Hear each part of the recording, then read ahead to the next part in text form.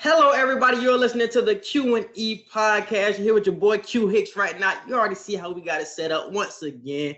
Got my boy Edgar. Edgar, tell the people what's good. What's up, everybody? Welcome to another episode of the Q&E Podcast. Let's get straight into it. Come on, Quincy. Yes.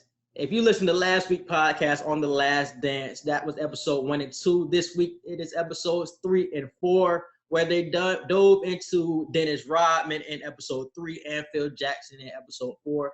We're obviously going to start off with episode 3, which was Dennis Rodman. And just first, let's start off with his story. We basically got his story in his own documentary, the Dennis Rodman documentary. And we also got it in the Bad Boys documentary, and they spoke about it a lot in depthly, but it just from the Bulls' perspective. But we already know he went to Southeastern Oklahoma State. It was an NAIA school. One thing I want to say about that before we even dive into his whole story. Him and Scotty both went to NAIA schools, bro. Yeah. I feel like scouting back in the day must have been way more thorough than it is now. Exactly. Going to schools that nobody would even try to go to now. Yeah. Because I feel like nowadays, like, you don't even look at an NAIA school anymore, especially for a draft pick. Maybe like undrafted if you like really. You might get people that will go to a D3 school, but for the most part, it's just D1, D2, and that's what I'm saying. And it's, maybe D3. I've heard of a D3 trying to sneak. Yeah, that's what I'm saying. Like, you might get a D3 player, but other than that, nah. Yeah. But when he was in college, he was getting off. He started off went to Cook County, which was a community college.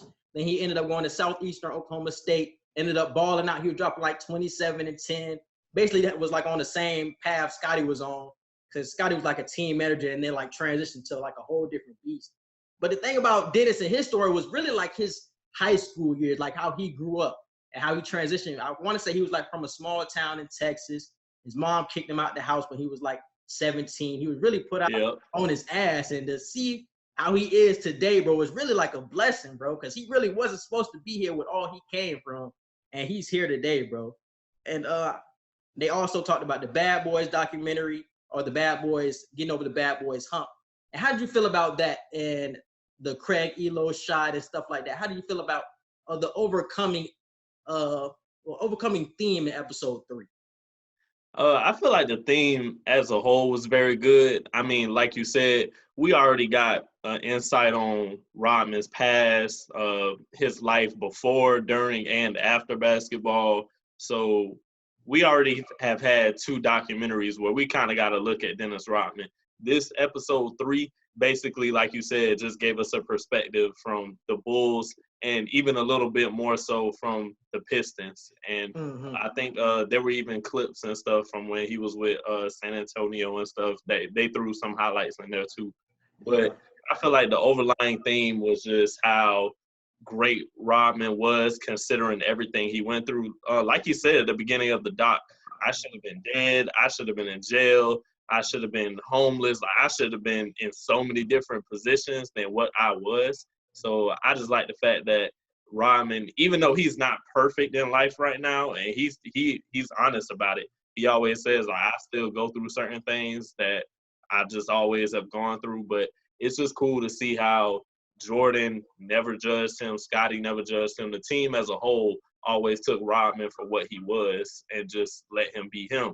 And I think that's why Rodman loved Chicago so much, and he didn't have any ill feelings after his career there. I know when he left the Pistons, it was the Pistons situation was kind of difficult for him because he always had abandonment issues, and he felt like he was abandoned when it was time for him and the Pistons to part ways. And then, like San Antonio, he kind of felt like that there too. But Chicago, he felt at home. He felt like even though he was on his solo thing, he was part of the team still, and he had a big contribution to that. So I feel like the whole underlying theme was good. Yeah, but I even feel like because obviously he was drafted in the second round. I want to say he was the 27th pick in the second round, so he was drafted by the Pistons. And I feel like that team really embraced him as well because of the culture they had. Obviously, there was the Bad Boys. They had the Lambeers, the Mahorns, and that dirty, that nature really fit him so well. So even though he was the quiet kid who was always abandoned as a kid, that you know what I'm saying, that culture really embedded him real well with that Bad Boys culture, man. And then that's obviously how we got episode 3, because the Bad Boys with Rodman and the MJ Pistons with Scotty and them really started to clash in episode 3. And that's really how we go on from there.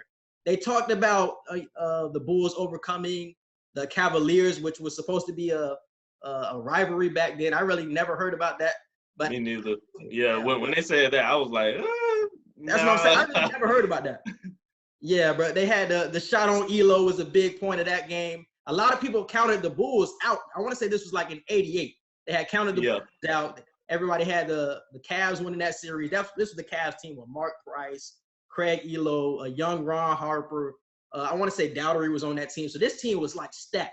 And I was looking at a big 3 roster, and they were saying like they were one of the big 3s that never won a championship. They were like a top 5 big 3 that never won a championship. Yeah. Larry Nance, Dowdery, and Mark Price were like some studs back in the day. And like they obviously don't get the credit because they didn't win anything, but like they were still like legends in their own right for those organizations. But still talking about getting over the Bad Boys, that was the basic point of it. How did you feel about the Jordan rules? Because obviously that was the biggest point of it. So how did you feel about the rules and Jordan?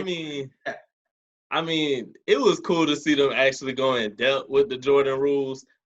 Anytime you hear the Jordan rules, you just automatically think like, just stop Jordan, like at any cost. Like Jordan's always gonna get help from the refs. Like Jordan this, Jordan that. You never really sit down and think about what they actually made the rules like for.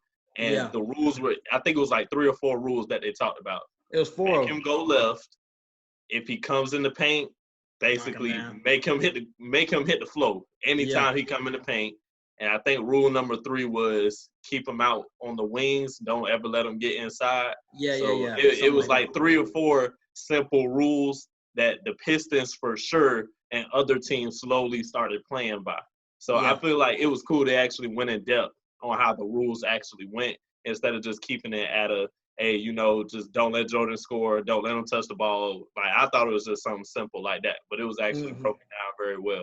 Yeah, because they kind of broke it down in the Bad Boys documentary as well, but we got MJ's perspective on it and how he had to build muscle for that type of playing style, because they were roughing him up the whole series and his body was not ready for it. Because he even said in this episode that he never really worked out on his muscles. He never really worked out on any of that until this series, where he obviously said he had to bulk up for it because he was getting knocked down every time. He was still getting his, but he was getting roughed up all the time. Scotty was getting roughed up, and it was really causing frustration within the team. Even though they pushed the Pistons like 7 games, it was still like a rough 7 games, and they were getting like the worst of the blows. But let's talk about 80, or this was in 90 real quick. And MJ was talking about this game. It was against the Pistons, obviously against the Bad Boys. And it was the Scotty migraine game. And MJ was talking about it yesterday, bro. I got the feeling that he didn't really believe that, or he believed that Scotty had a migraine, but he didn't want to hear that as an excuse, bro. Did you get that same feeling? Yeah, that's the vibe I was getting. Yeah. I mean, it's Michael Jordan. So I felt like I was going to get that vibe anyway. Like, man, you ain't got no migraine. Even if you do, man, come on. That's soft, bro. Just play through it. But you can't. I get migraine. Well, not anymore, but like when we was at Southside, like I used to get migraines all the time. Like migraines is nothing to play with. Like bright lights can trigger you to where you just feel like you can't do anything. Scotty was talking about how stuff started looking blurry and slowing down. Like migraines are serious. So I understand Scotty's point, but I'm not surprised by Jordan's response of, well, it wasn't his response, but it was just the way he responded to it. Yeah. So it was kind of like a nonchalant type. I believe you, but I don't believe you. Yeah. And this was the second year after or meeting up with the Pistons, because in '89 they had met up with the Pistons. I want to say they lost in 6 games. They had a 2-1 lead and they ended up losing to the Pistons. And this was the second year in 1990 when they met up with the Pistons. This was Game 7. Everything was on the line. They could have got to the finals to meet up with the Blazers. And Scotty had his migraine. And when obviously, in retrospect, he obviously gets that the migraine. But I want to say in that moment, MJ was not trying to hear it, bro. Yeah. Of course, in that moment, he wasn't trying to hear it. He was now, years later, he probably like, okay, if he was hurt, he was hurt. But in the game, like in the middle of that moment, Jordan, like, I'm not hearing nothing you talking about at all. Yeah. So obviously during 89 and 90, the Pistons win their championships. The Bad Boys, as they know them, Isaiah Thomas, Dumars, Lambeer, the whole nine with the Pistons, John Sally. They won their 2 championships, and we obviously got that whole documentary. And this really takes us to the aftermath of that with Dennis Rodman. It really starts back with Dennis Rodman again after the 2 championships. So everybody really starts to leave at this point. I want to say Chuck Daly, the coach, starts to leave, and Dennis Rodman is lost in a way because Chuck. Yeah, because he was close to Chuck. He was Exactly. real close to Chuck. Chuck was Chuck like Daly, a father figure to him. Exactly. Almost. There you go. Yeah. Especially for somebody not growing up with a father and having somebody like all these coaching figures are like father figures at this point. And so that was somebody who was really close to, and this was the point where the Bad Boys era was coming to an end. Dennis didn't know where to head. And it was a point where he was about to kill himself, man. He said he was in his truck. He had a gun pointed to his head and he ended up falling asleep, bro. How crazy is that story? We all know Dennis Rodman being so crazy, man. But when you see like depressing things like that come up in his story, man, how do you react to things like that? It's like, I'm not surprised because the way he explained his story and how he grew up, it didn't surprise me that he had thoughts of suicide because of the loneliness he felt, of the foregone unsureness of who he think he actually is, like the confusion of whether he knew he was gay or straight at a lot of points of time in his life. Like it was just, there was so much in Dennis's mind to where it's like, I'm not surprised that suicide crossed it because that tends to happen when people have a lot of self-identity issues. So I'm not surprised by that at all. It didn't really shock me. It shocked me that he fell asleep. I thought he was just going to say, I changed my mind. But the fact that he fell asleep and that was the reason why he didn't do it, that shocked me. I was like, dang. And if he wasn't tired, then he probably would have did it. Yeah, exactly. I think he would have did it too. And they said the cops ended up picking him up, finding him in the car. Because it was at the Palace at Auburn Hill, so he was right outside of the stadium. Yep. Like the only car out there. So the cops came and seen him was dead. It's in the car with a gun. It was crazy, bro. That was definitely a crazy story.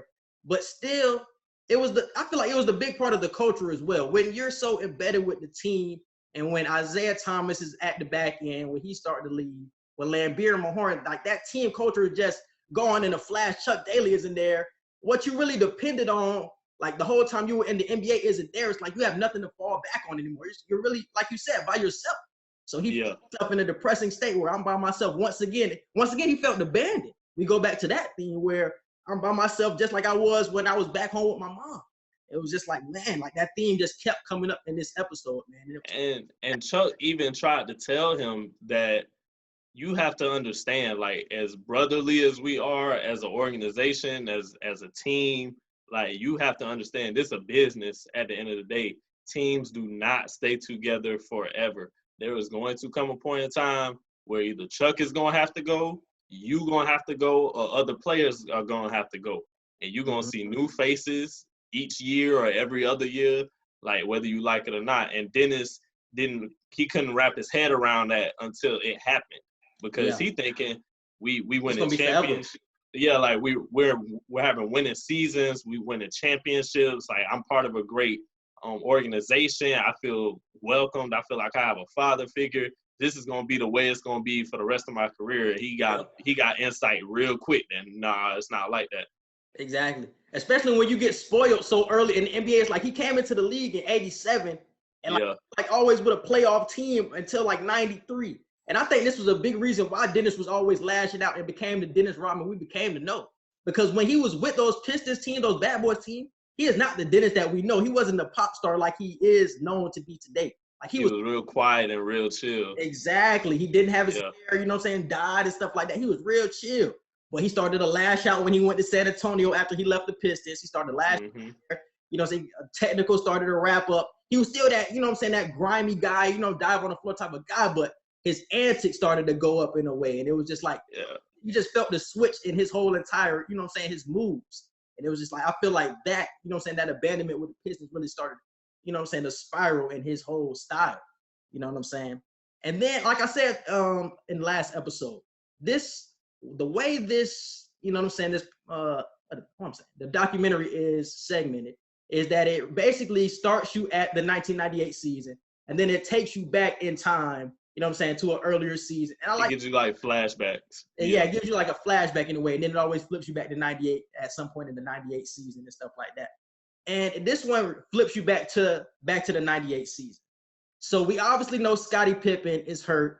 He's just asked for a trade demand. He doesn't know if he wants to stay, if he wants to go. And now it's really just Scottie and MJ on the team right now. And really, all the load was on MJ. You know what I'm saying? Pippen was not Pippen, but Rodman was basically doing his thing, his old grimy work. But he needed to escalate his game for them to actually win because, they were struggling in the beginning. They was losing the track teams. So they really needed a lot out of Dennis.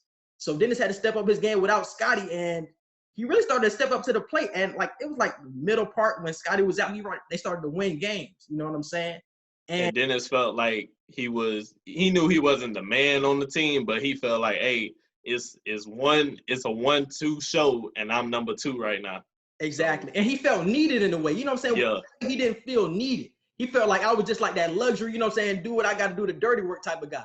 But when he's like, oh, I'm needed. Like, oh, MJ needs me. Because he said during the doc, he said, I had to knock on, or no, was it the other way around? Rodman had to knock on MJ's door and, ask for a beer or whatever to apologize for his play because he wasn't playing up to the standard MJ was expecting of him. So after he went to his door, knocked on MJ's door, said, hey, I got you. You know what I'm saying? Rodman's game escalated with Scottie, you know what I'm saying, without Scottie. And, you know what I'm saying, he was balling. But then obviously, you know what I'm saying, Scottie comes back, and you can tell the vacation story, bro. This man, Dennis Rodman, invented, what's it called? Load management. This man, Dennis Rodman, invented load management. Fact. Who else do you know? Who else has done this, actually? Who do you know in professional sports in the middle of the season? Like, this is not at the beginning. This is not on the end. Bron definitely asked for this before. This man definitely asked for this. Yes, he did. Let me tell my piece. Let me tell my piece first. Let me tell my piece. Who else do you know asked to go on vacation? Like, not, hey, coach, can I just skip practice today? Hey, coach, do I have to go to workouts tomorrow? No. Can I go on vacation? This man asked Phil Jackson if he could go on vacation in the middle of the season. And this is a very controversial season. This is not like we're winning and everything's fine. This is the last season. Scottie's just coming back. Like, so we don't know if he's 100% back to where he needs to be yet. Like, we're trying to figure out if we're going to win the championship in our last year, and you're going to come to me with some, I need a vacation. And then Phil done behind, I'm going to give him 48 hours. Jordan looking at this man like he's not coming back in 48 hours. But that was something, I feel like that was something he needed, though, bro. I feel like it was something it was something he needed. But at the time, it was like, what? Like, because even Jordan said, if anybody should be asking for a vacation, it should be me. Yeah, for sure. Like, the way I'm having to, like, basically carry everybody right now. And Phil was like, you get 48 hours. This man, Dennis Rodman, went to Vegas and was gone for at least 85 hours. Yeah, like they just kept rolling. Jordan told them, he was like, we're going to have to go get him. Like, he's not coming back. We're going to have to go get him from wherever he is. And that's exactly what they had to do. Yeah. Jordan had to end up knocking on his door. Carmen Electra was in the room. He ended up going to Vegas. He ended up going to Vegas for almost 4 days. He was partying out there with Carmen Electra, doing his thing. And he really didn't want to come back, man. He was asked to – this is just Dennis's opinion. He was just asked to do so much for that period of time when Scottie was out. He was like, I just need a break, man. Y'all asking for so much out of me when I'm not used to this. I just need a vacation from it. Obviously, well, it's time to get used to it, boy. Exactly. Time to get used to it. Obviously, with Phil Jackson being the Zen master, he doesn't take that much serious. So he's like, yeah, let's give him a break. He understands Dennis Rodman's, you know. He'll let anything go. That's what I'm saying. Phil was one of the chillest coaches ever. You want to go on vacation and Phil like, all right, as long as you back before this date, this time, I don't care, whatever. Phil did not care. Phil let you do damn near whatever you want to do. That's what I'm saying. It was really on MJ to see if MJ was cool with it, because Phil was like, hey, I got Rodman here. He's like, I don't know. Yeah. He want to go on vacation, but it's really on you. If you say, yeah, then it's cool. And then Jordan was like, this man is not coming back in 48 hours. I don't care how you try to tell him what to do or where he can and can't go. He's not coming back in 48 hours. Yeah. So that was basically the end of episode 3. But Rodman, I keep getting them mixed up. Rodman was basically in Vegas partying. He had to get called back. And the funny thing about it is he was out there in Vegas for 4 days. He came back to practice the next day. everybody thought he was going to be drunk and not be ready to perform. And they had him doing some type of Indian runner, the Indian runner thing you used to do around the track. Man, he was running laps around them like he ain't did nothing. That's what I'm saying, bro. He was still in shape after 4 days of straight drinking and partying. This man was still in tip-top shape, ready to play a game the next day or ready to practice in tip-top shape. Like and that was the thing about Rod. That's why my mom loved Dennis Rodman so much, because it was like, you can't get mad because he did what he was supposed to do. Like, he gonna be out partying, drinking the night before the game, but guarantee game night, he's still gonna give you a double-double. Like, he's still gonna make the key plays. So it's like, how can you be mad? Like, he literally having fun and doing his job at the same time. Yeah, and he crazy while he doing all of it. So. And it's crazy the females he was messing with at the time, bro. Or at least this man in a decade span had Carmen Electra, Tony Braxton. Tony Braxton tried to deny that she was. Nah, she was with her. He had Carmen Electra, Tony Braxton, and Madonna within a span of 10 years. Like, Dennis was that dude. Crazy. Dennis was that dude, and he married himself. So you can count that. Yeah, you can count that. He married himself.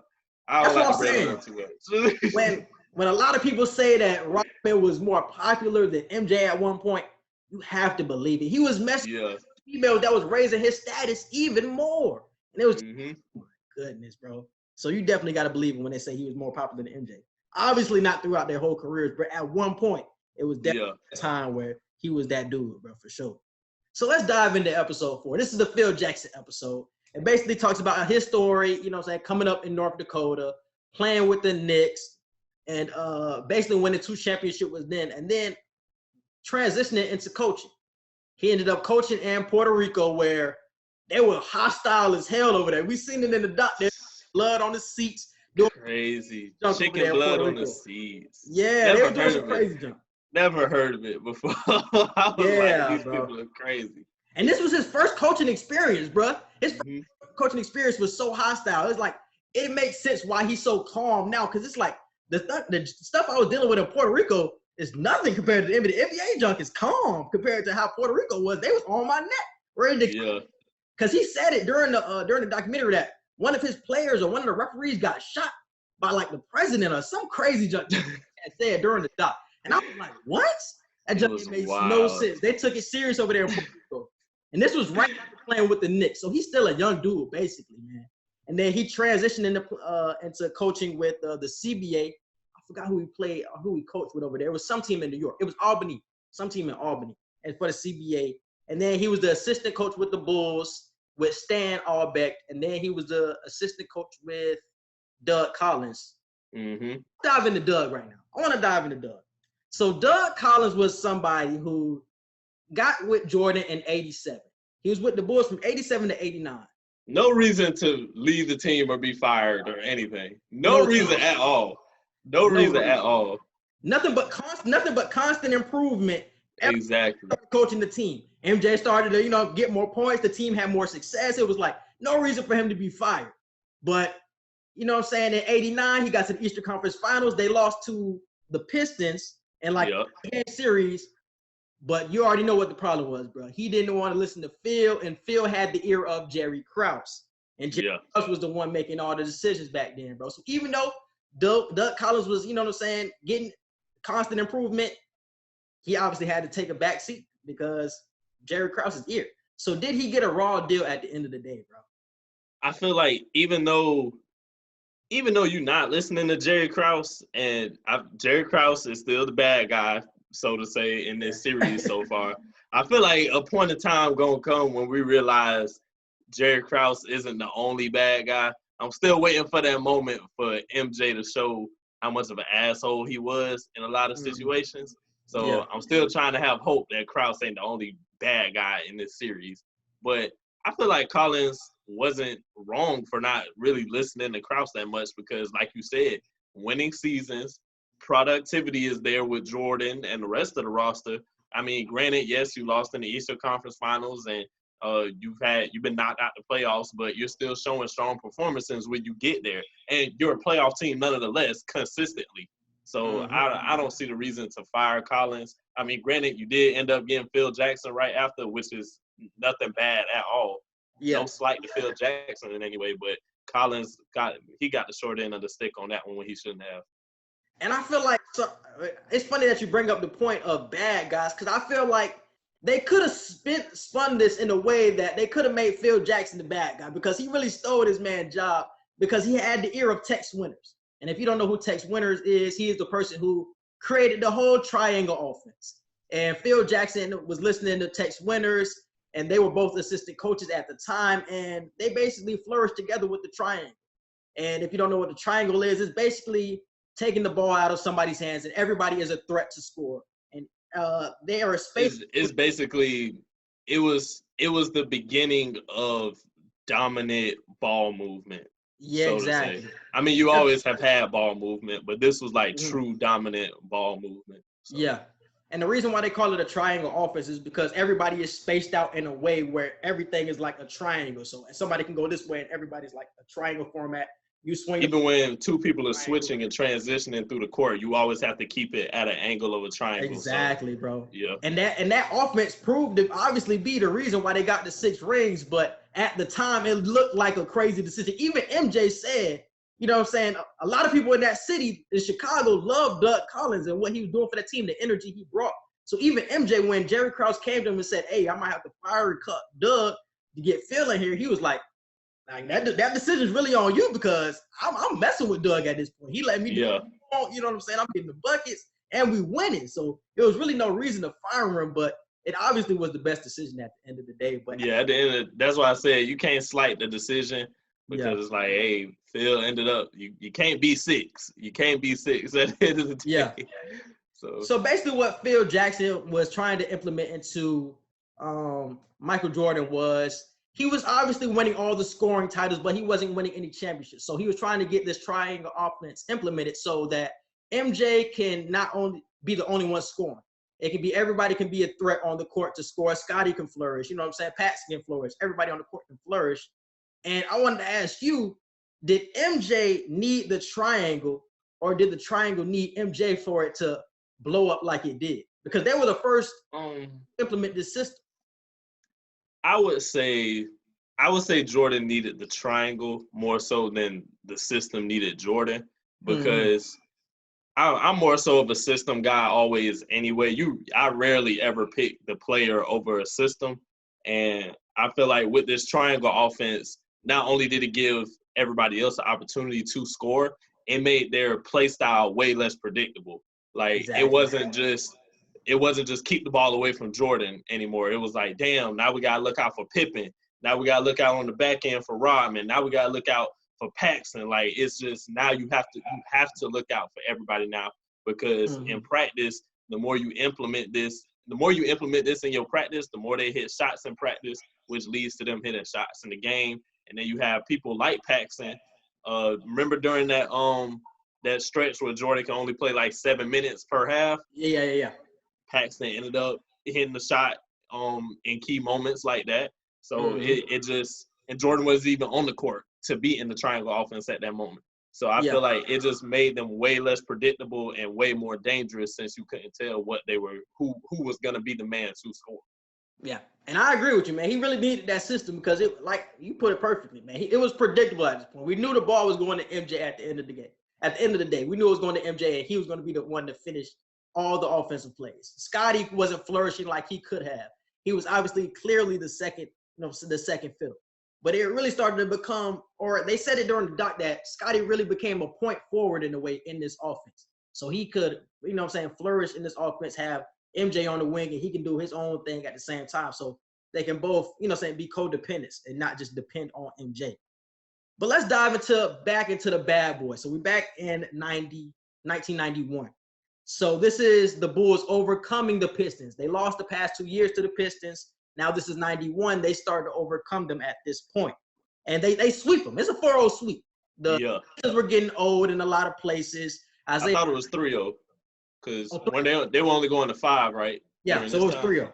Yeah, it was 3-0. Yeah. It was a 3-0 sweep. They beat them handily in all the games.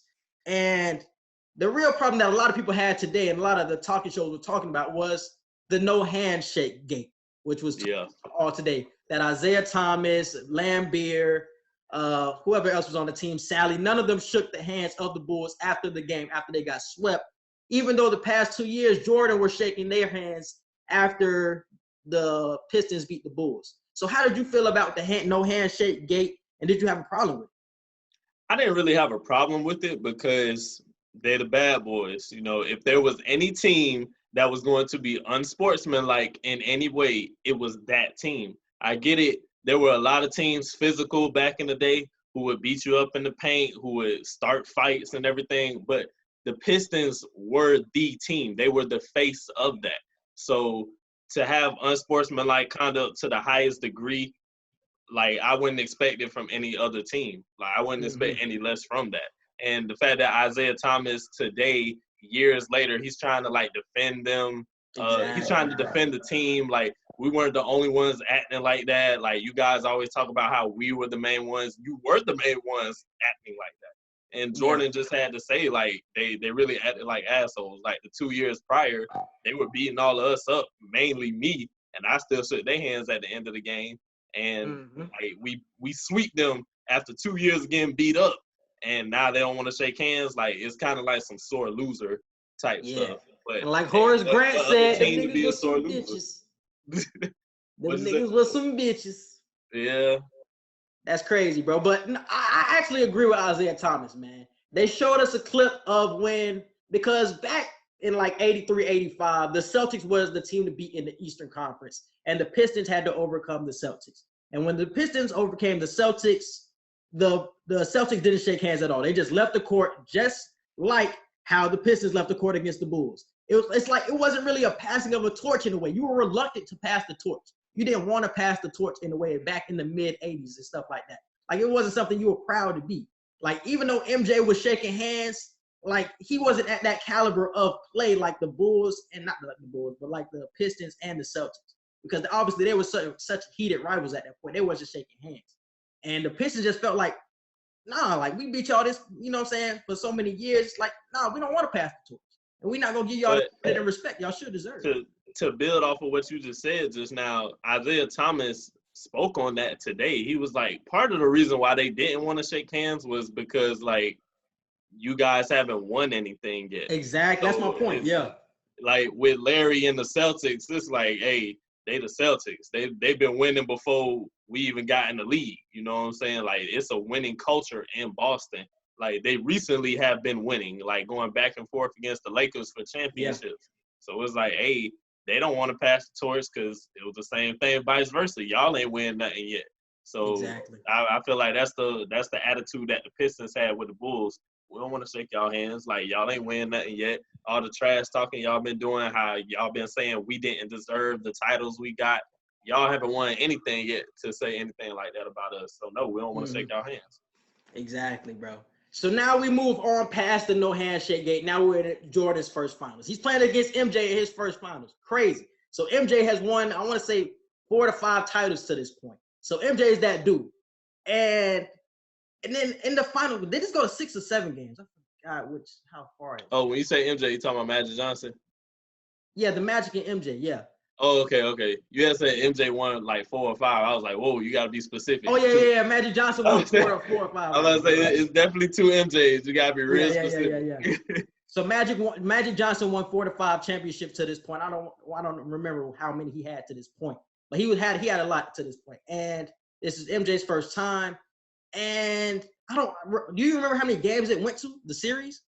I think 6, if I'm not mistaken. Did it go to 6? Yeah, because it had to go 6. Yeah, it went 6. It went 6. It might have been 5, bro. No, it was 5.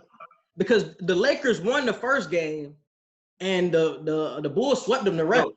No, the Bulls lost the first game because I remember Jordan said, Jordan even said, we lost the first game, but we still damn near beat them. Like, we didn't even play that good, and we still almost beat them. So that changed their mindset on how much a little bit better they can play and still win. Like, that was key. I remember that. He was like, we played terrible, and we still were in the game, like, the whole game. So the Lakers won the first game, and the Bulls swept the rest. Because I remember they won in 5. I remember now. They won in 5. Okay, I thought it was 6. And they won against the Lakers in the Forum. And the biggest thing about that game 5 was the Paxson shots. So MJ really started to evolve as a player at the same time because obviously it's a new offense. It's the triangle. Everything doesn't have to depend on MJ, but he was still putting on that cape at certain times in the game. Like, okay, this is the last game. I got to put on my cape if it's a close game. And Phil had to sit him down and say, hey, trust your teammates. Every time you take it to the Paxson is open. You know what I'm saying? He really started to evolve as a player in that playoff run. He started to realize people like Paxson, you know what I'm saying? He obviously knew Scottie can hoop. But he really started to believe in his teammates during that series, bro. And I feel like that was a big evolution and big step in his whole, you know what I'm saying, in his whole process, in his whole championship run. Do you feel the same way? Yeah, I agree.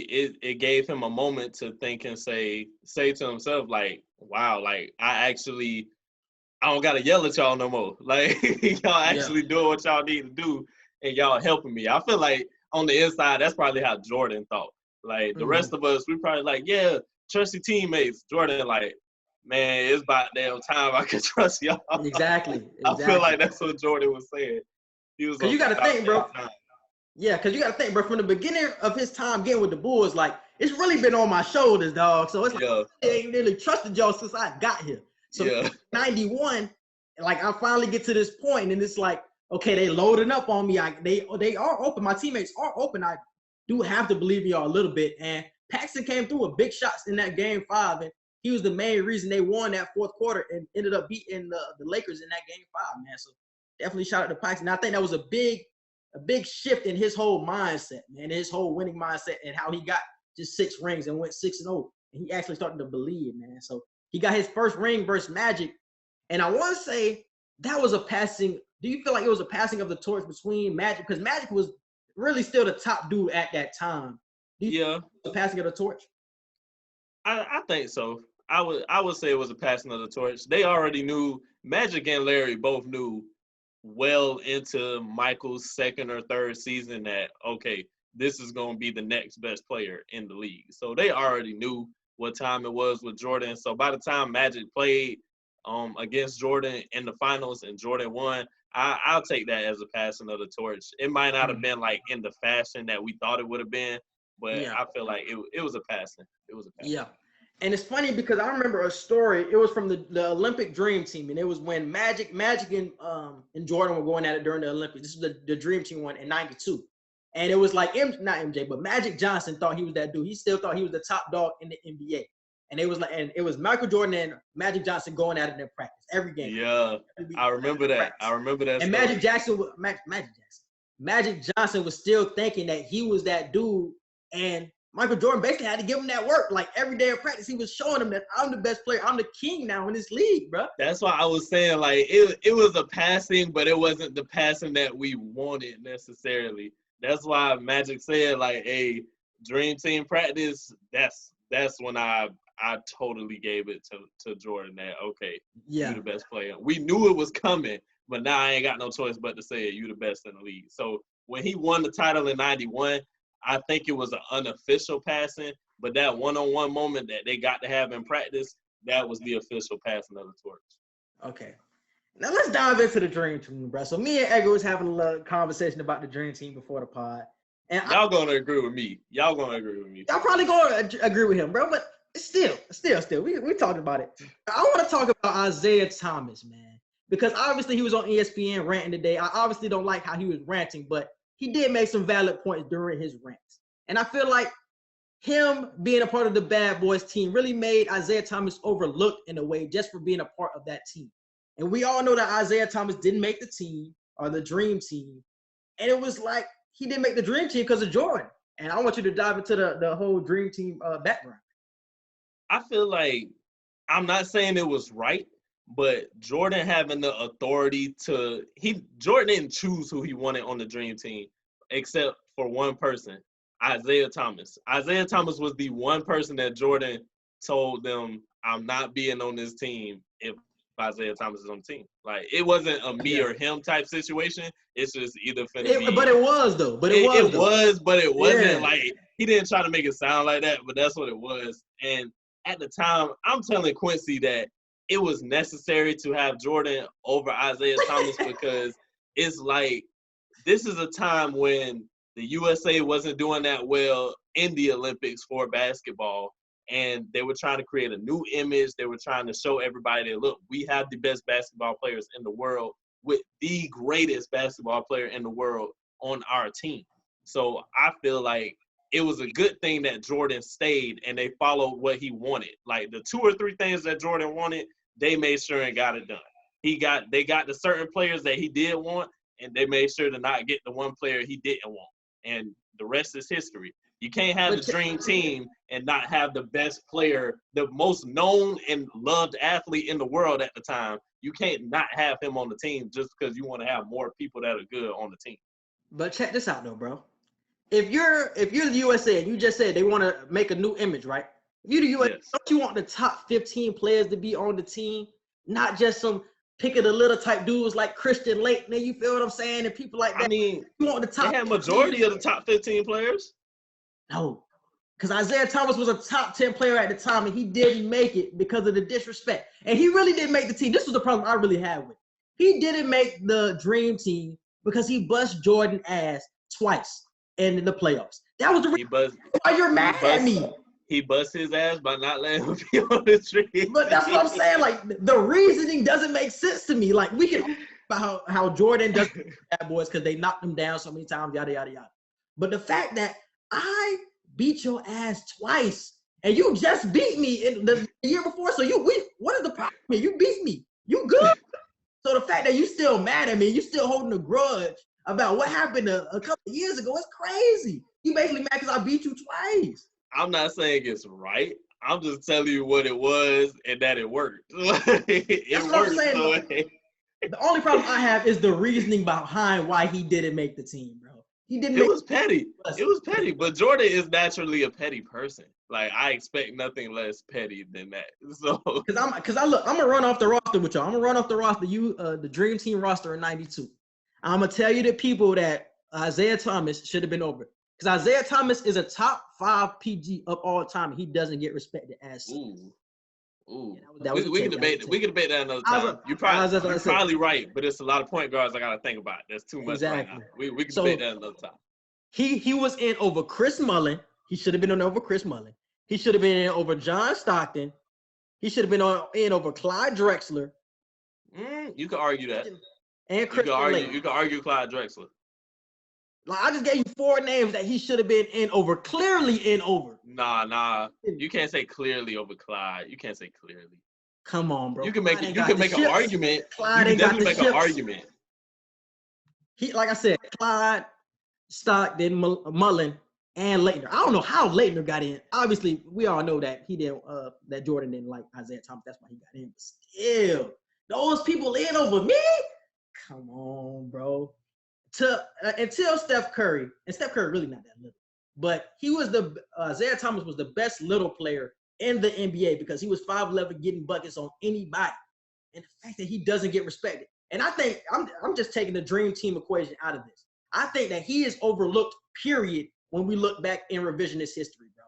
I don't think he gets respected as such. We look at Isaiah Thomas more as the coach and the GM Isaiah Thomas. I'm talking about us, our generation of the 90s. I think we look at him more because that's when we seen him, obviously, as a front office and head coach.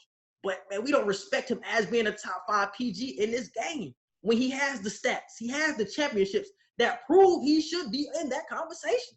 And I agree. He is overlooked by a lot of people. Anybody under the age of 25 or 30 don't really look at Isaiah Thomas unless, like, you're really into basketball like me, Quincy, and a few other people. Like, unless you're really into it like that, most basketball fans don't look at, like you said, Isaiah Thomas like that as a possible top 5 point guard in the league history. So it's like, I don't know. I really got to think about that because you keep saying that, and I'm like, is he top 5? See, look, I say it so much that you're going to believe it. That's the crazy thing. No, I ain't going to just believe it. But I say it so much that you're going to believe it. It's an argument that can be proven. It's just, I have to look at all the point guards that I think are some of the greatest in history, and I really got to sit down and dissect it. I have to. I would give you Magic, and I'm gonna build on my point after this. I'm gonna give you Magic. I'm gonna give you Steph. I'm gonna give you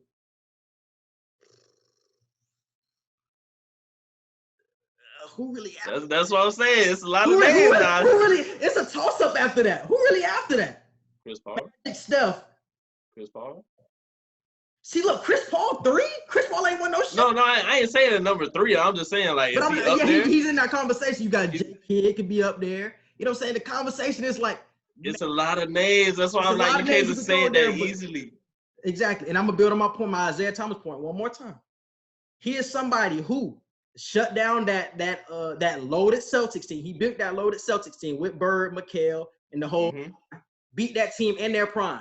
He beat Magic Johnson in his prime in the finals. Doesn't get respected for that. And he didn't shut down by himself, but he got past the Bulls, the Jordan Bulls, twice. I just gave you probably the top 3 of the top 10 players that ever played this game with Bird, MJ, and Magic. And he knocked all 3 of them off clean. And he does. I get it. That's why I said you building your argument. I just can't fully 100% invest in saying that is right yet. Like you definitely building your argument though. You building it. That's what I'm saying. I'm just trying to get it across to my audience as well. I'm not just to you, just the audience, man. Just look at Isaiah Thomas in a different light. A lot of people just look at him for being the leader of the bad boys, but really, like he was a point guard before the bad boys. He was still getting loose even before they were known as. Exactly. But he was getting loose. He was a top 3 pick in his draft. He was always that dude, that little dude that got buckets. He was always good on defense and stuff like that. And he is just overlooked in revisionist history, and I think that's something that we should look different at. So it's the Isaiah Thomas point. And what else I want to talk about? I want to talk about the damn trivia questions on the what's name, bro, on the dot. They go by way too quick, bro. They go by way too quick, man. They put up the question. They put up the question, and then they give you the answer the next second, bro. These just my takeaways right now. I'm talking about my takeaways, bro. That just had me so mad. Hey, I feel the same way because I was reading one of the trivia questions, and I'm like, damn, you gonna put the answer before I even read the question? Like, they need to put a timer. They need to put a 3-second timer after they put the question. I'm like, come on, dog. Y'all put the answer right after y'all put the question. Ain't nobody gonna know. Bro, they don't give you no time, dog. No time. You barely even have time to generate what the question is. That's what I'm saying. Well, that's what I'm saying, bro. For one of the questions, I feel like they got it wrong. I feel like one of the answers was pop, but I feel like I read it wrong because they flashed to the answer so quick. I feel like I read it wrong. They run through it way too quick. ESPN, that needs to change, bro. I feel like that was the advertisements. The advertisements like, hey, we got to put our time slot, so y'all trivia question section take it too long. Bro, you can't give us 3 seconds. They don't know how trivia works. Trivia used to give us 3 to 5 seconds. Them 3 seconds count, bro. To them 15-second ads. To the 15-second ads, them 3 seconds count. I promise you they do. But damn, they give us 0.5 seconds. I'm going to read the question. Damn the answer. Like I said, man, I didn't know that one of the answers was right, bro. But like I said, right now, I love the sequencing of the doc. I love how they go to 98 and then they flash you back. I love how they sequence it. And I love how they leave you on a clip. And let's talk about the cliffhanger from this weekend. It was the Bulls' future was basically in question. So MJ announced that if Phil isn't coming back to the Bulls, that he isn't coming back. And then the Bulls already announced that this is Phil Jackson's last year. So MJ is basically like, yeah, Phil don't come back, I'm not coming back. So yeah, this is my last year at this point. So they leave you on another cliff to basically, we don't know what's going to happen next. So I like how they're doing that as well. So, yeah, bro. And let's dive into the Kobe doc. So because that was something that was announced last week, and they filmed his last 2 years in LA. How do you feel like that is going to be played out? I hope y'all don't kill me when I say this, but I'm not hyped for it. I'm not hyped for in the last 2 years of Kobe's career documentary. I'm not hyped for it, bro. The only highlight from his last 2 years was his last game. Like, that's it. And 99% of us watched his last game. We know he was still fighting injury because he was just old at that point.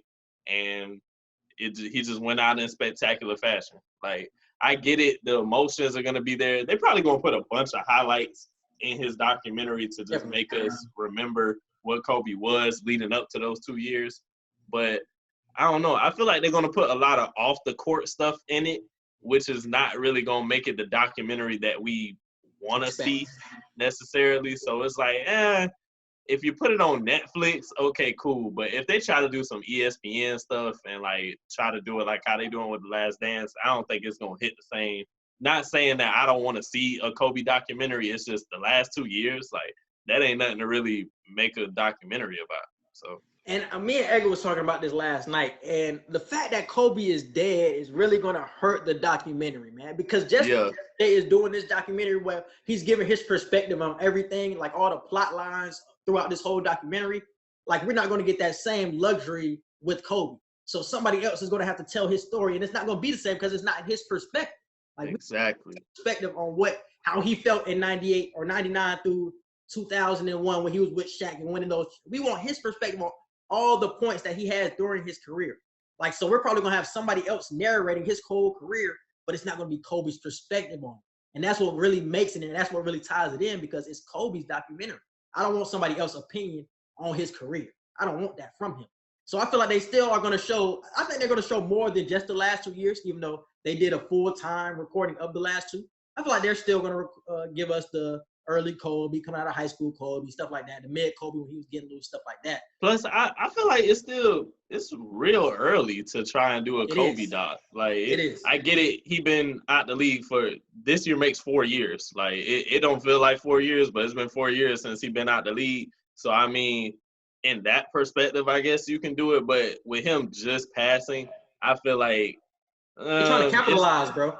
They're trying to capitalize off him dying, bro. So they're trying to make money off of Kobe, and I don't think. Yeah, it's too soon. Like, maybe another 4 or 5 years, great. That's cool. Like, maybe another 4 or 5 years from now. And we were saying the same thing about LeBron. Like, we want to see a LeBron documentary is gonna be crazy. I know this man gonna have a documentary.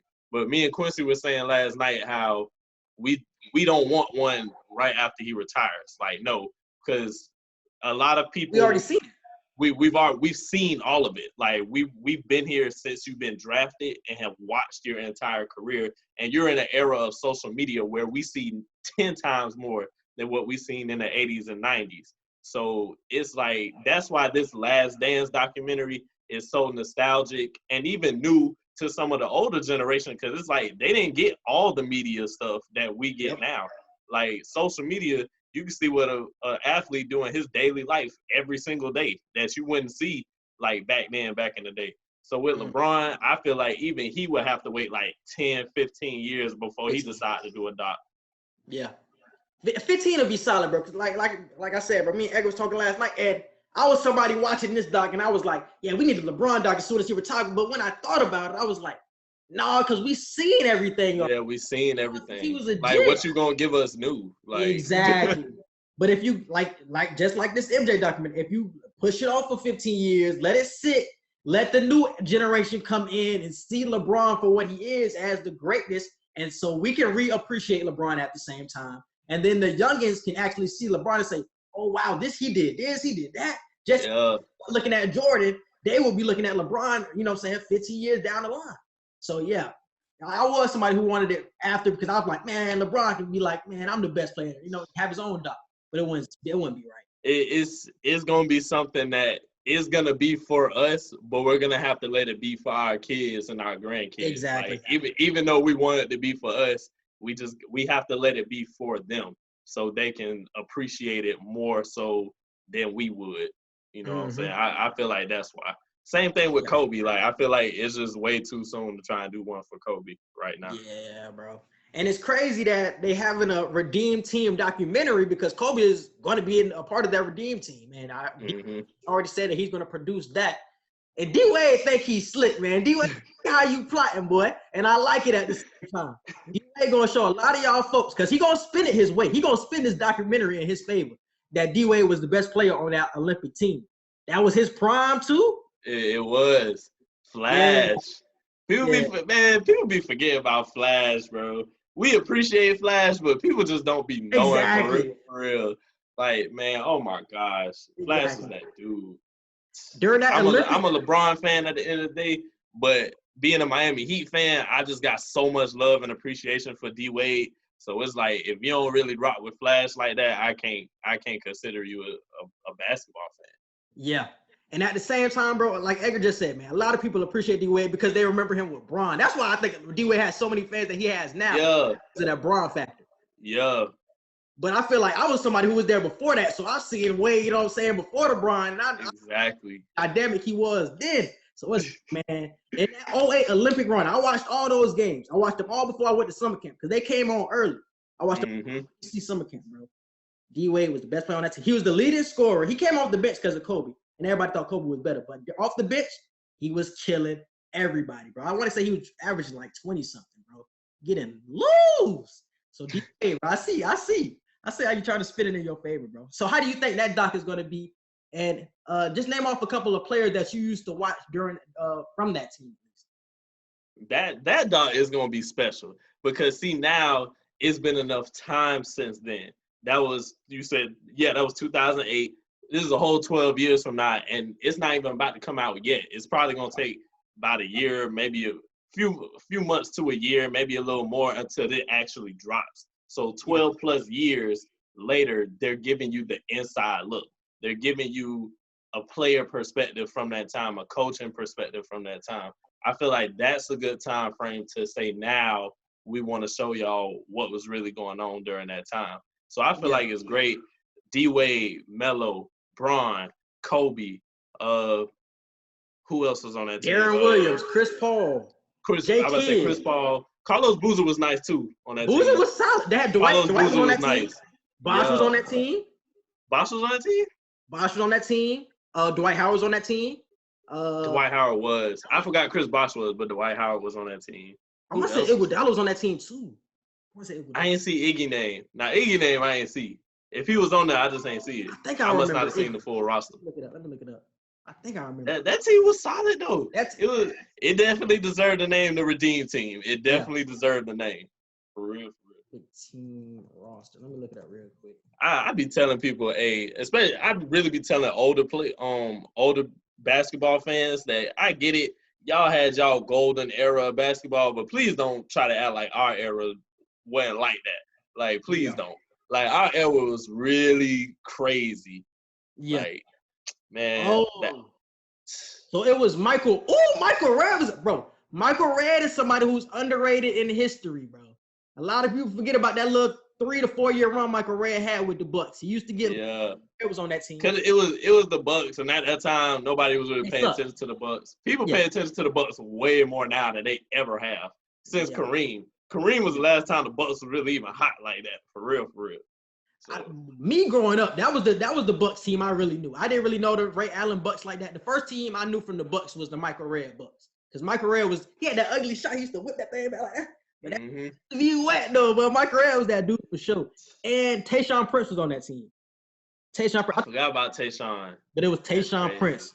So yeah, bro. So it was Darren Williams, D-Wade, Michael Redd, Tayshaun, Chris Paul, J. Kidd, LeBron, Dwight, Kobe, Chris Bosh, Boozer. Ooh, that lineup is crazy. Team was stacked. That lineup is crazy. Team was stacked. That lineup is crazy. And they call it the Redeem Team because if you don't know about the 2004 story, I want to say did they even get bronze? Let me look it up. I don't even think they got bronze in that 2004 team because I think they lost to Greece in the bronze game. Basketball roster. But that was a team that really disappointed the whole USA because obviously we had our best players over there. We had AI was on that team. D-Wade, Bron. We had all the stars over there on that team, KG, and we didn't win anything. Won no medals. So it was AI, Stephon Marbury, D-Wade, Boozer, Bron, Melo, Emeka Okafor, Sean Marion, Stoudemire, Tim Duncan, Lamar Odom, and Richard Jefferson. They were stacked too. They weren't as stacked as 08, but they were stacked. They weren't as stacked as 08, but them names though, bro. Oh my gosh. Yeah. Amari Stoudemire. That was when Amari Stoudemire was that dude. Oh, yes, sir. Oh my god. Yes, I used to sir. rock with Amari Stoudemire so heavy. Stade. Yes, sir.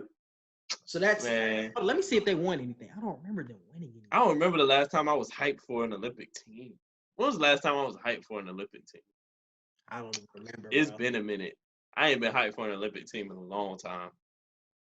Oh, yeah. So it says this team was noted for being one of the most disappointing USA men's Olympics teams after it lost 3 games in the Olympics against its opponents, which is its most games ever lost by a USA men's Olympic basketball team. So that was the disappointment team. And that's why 2008, which was the next Olympics, it called The the Redeem team. They ended up beating Spain against Pau Gasol. I remember Ricky Rubio was starting to build up hype back then. And Yeah. so that's why they called it the Redeem team. So the team was stacked for sure, man. One thing I want to say to the younger players that's up and coming, the Jaws, the Zions, the Trades, just the De'Aaron Foxes, all the young upcoming players, please try to bring back the hype for the Olympic teams. Cause I honestly, I'm sitting here trying to think when was the last time I got hyped to like see the Olympic team play.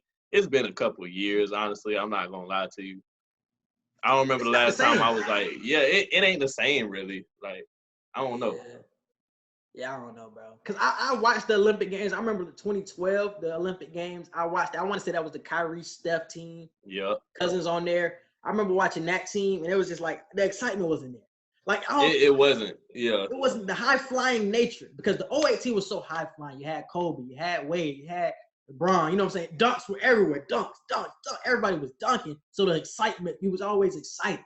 But with these teams, it's so 3-point shooter heavy. It's like, you know what I'm saying? Obviously, you win games with the 3, but the excitement with the dunks. The physicality ain't the same. Exactly. The play style itself isn't the same. Like it's different, and I get it. Leagues evolve, game, like just evolution is gonna happen. The game ain't gonna stay the same forever. It's gonna be something newer, something different every generation.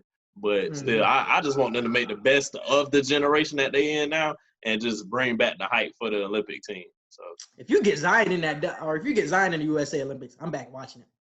Zion gonna bring not if he the only person though. Not if he the only person. Oh no, not yeah. I was say he got to be like at least 7 names on there that I'm like, oh yeah, I'm watching. It has to be at least 7. Oh yeah, you know the Trae Young is gonna be in there. You know what I'm saying? People like that gonna be in there.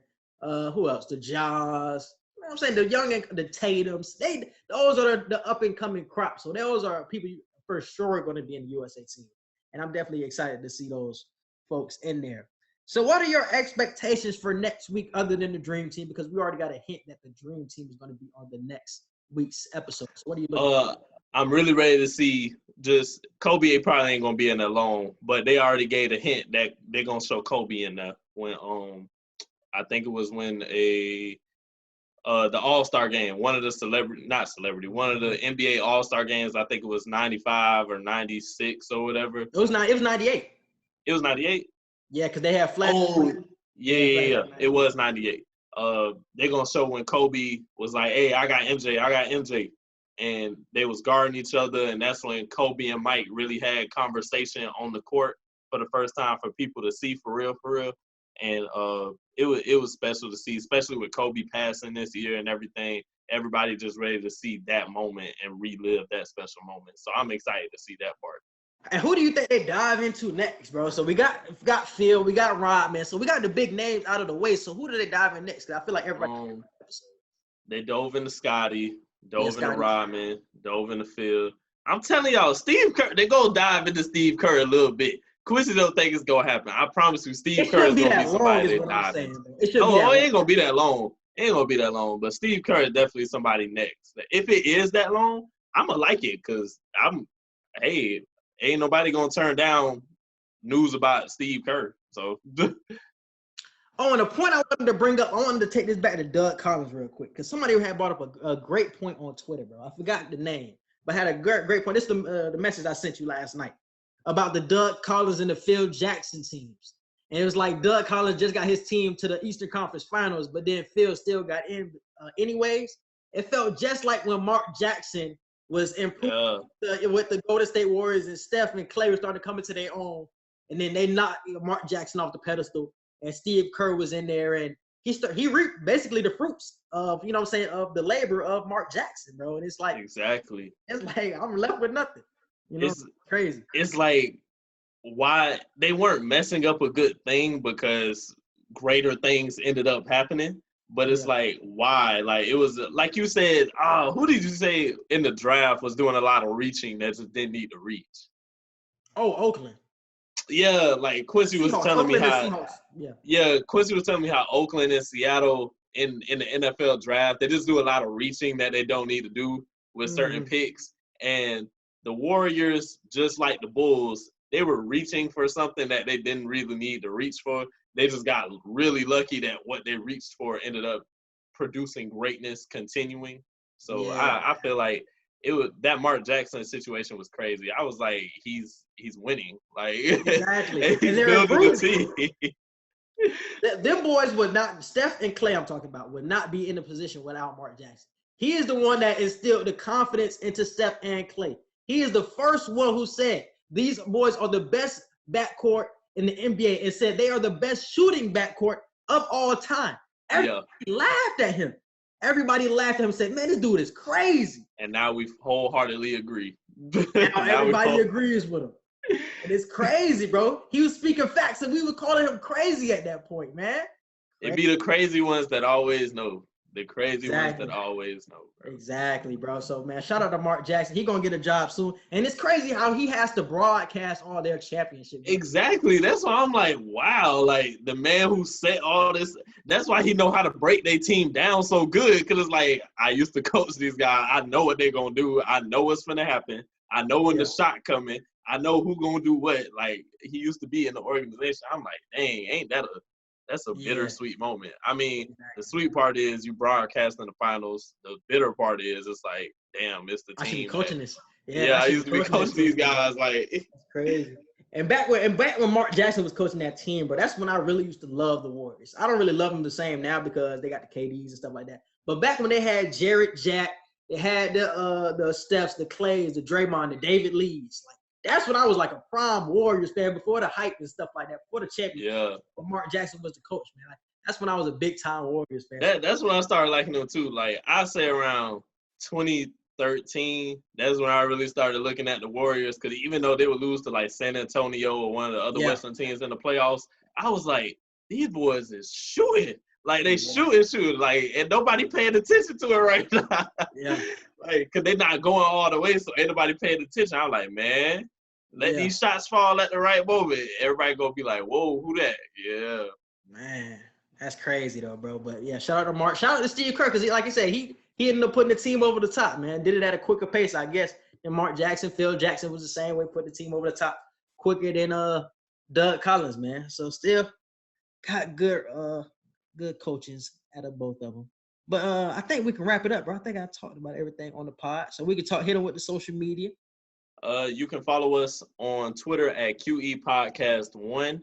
You can follow us on Instagram at Q_and_E_podcast.